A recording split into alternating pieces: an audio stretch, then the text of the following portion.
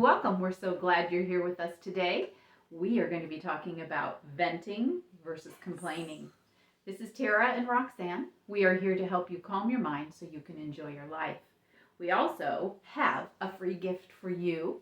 It is our 1-week guide with the 3 steps to help you reduce your stress right away. It's got just simple things you can do that'll make a huge difference in your life. So download it. It's in the download is down below in the description. Grab that today and see what you can do. Perfect. Really, aren't they the same sort of thing? Venting and complaining, they are not the same things because they have a different result at the end of them. Okay. And I'm admittedly too familiar with these subjects because I have done a lot of complaining and a lot of venting in my time. And yeah, right?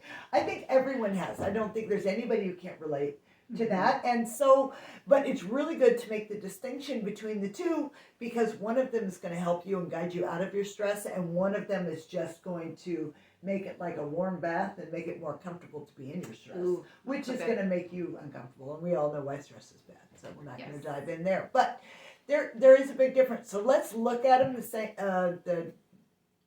kind of identify which one's which, and then hopefully you can decide which one you're doing on a regular basis. And then you can make a difference. So should we start with venting? Yes, venting. Venting is actually when you are trying to express your feelings about something. So sometimes we get overwhelmed, especially when emotions are involved.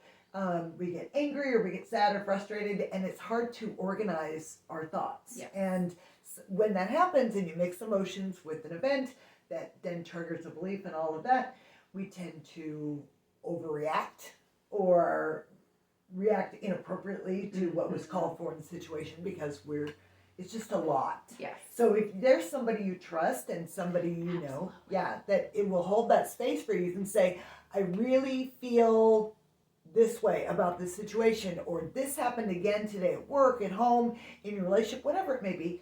And it makes me feel so devalued every time that happens. I get so frustrated and I don't know why, or whatever that looks like. So you're expressing a feeling to give a voice to it, and then you can look at it. It's out there. And the second, then you can kind of look at it because you hear yourself. Right. And I know. Absolutely. I've certainly done that with you.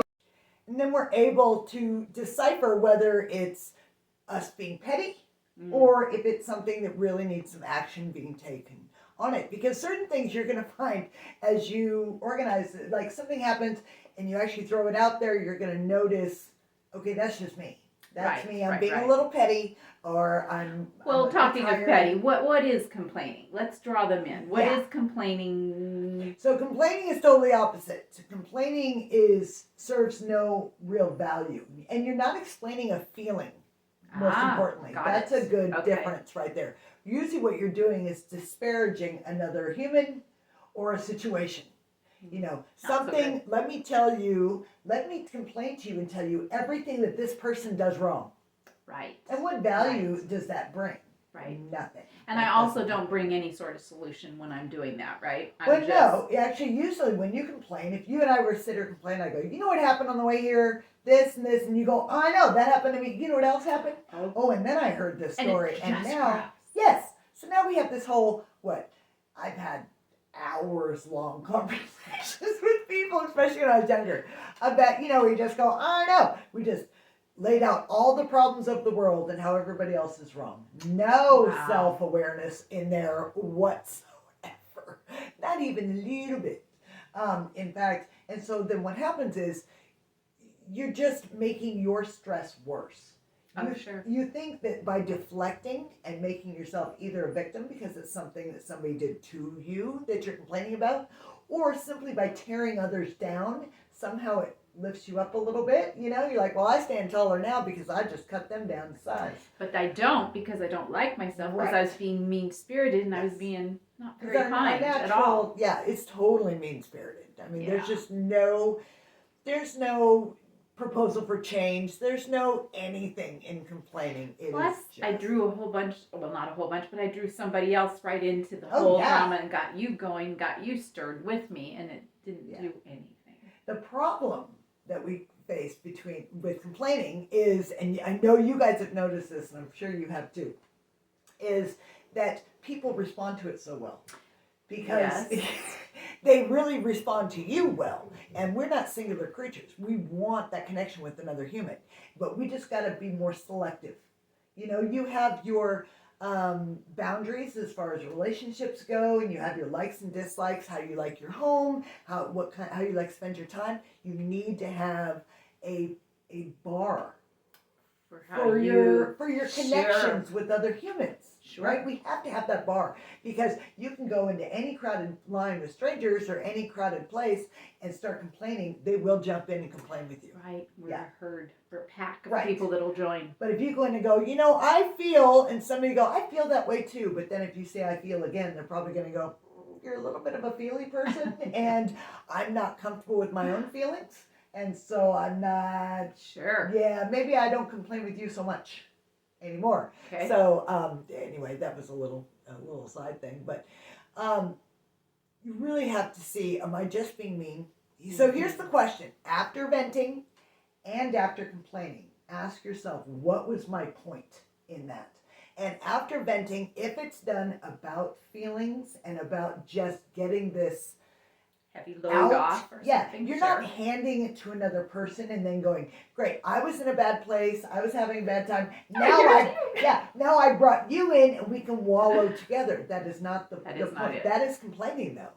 But in venting, if you're allowed to put it out there and you go, you know what, I feel better because now I have a course of action, or I understand that I might have been in the wrong there and I can take True. accountability for that, because regardless of what the answer is, you feel empowered. And I bet you might even have, well, you definitely would have some good suggestions for me Yeah, on maybe. really seeing the situation from a different angle. That's what a good And response sometimes would be. you don't want solutions from someone necessarily, but maybe to repeat back, like using an active listening tool. Sure. And say, so I'm hearing this, and I've heard you say that about this situation numerous times. Then I could And say, you go, oh, no, I didn't mean that. Yeah, and you go, oh, you know what? Maybe Right. this is something bigger that I need to look at. And so really it's somebody helping you organize your thoughts. And again, it can be done in a mirror. Oh, boy. Yeah. Because you can be your own best friend. In fact, nobody knows you better, and hopefully nobody loves you more.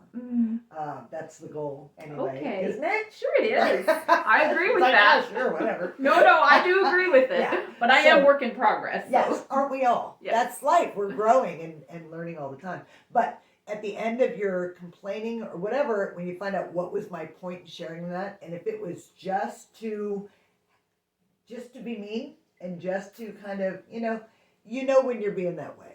I mean, even the least self-aware person knows when they're just being nasty. Now they can justify it to other people, but in your own mind, you know.